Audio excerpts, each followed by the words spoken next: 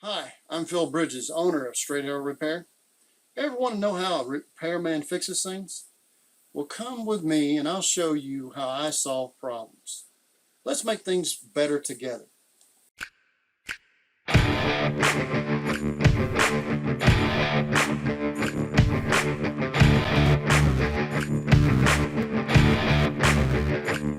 One in the middle, and that'll hold it all together.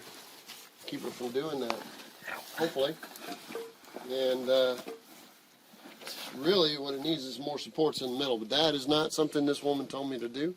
And this is not the only woman that I work for that I do what they say.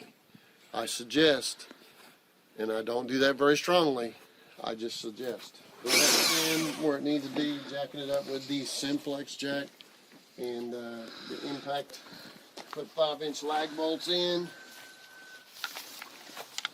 and pretty level. It walks strong. I mean, I would like to put more supports on that deck, and this one, but I don't do things unless she tells me to.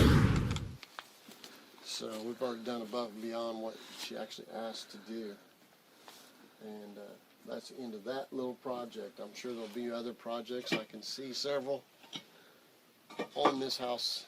I think she wanted me to jack up the inside of the house in the hallway, but she locked the door, so I can't get in there.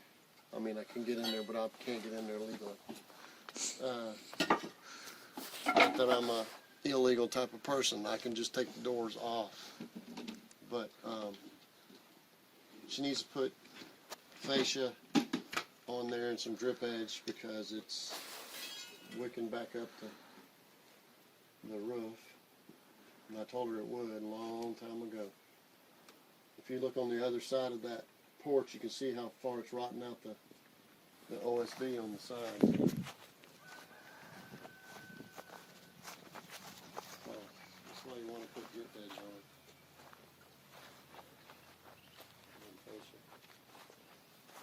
So you're going to run down there and hit that right back up.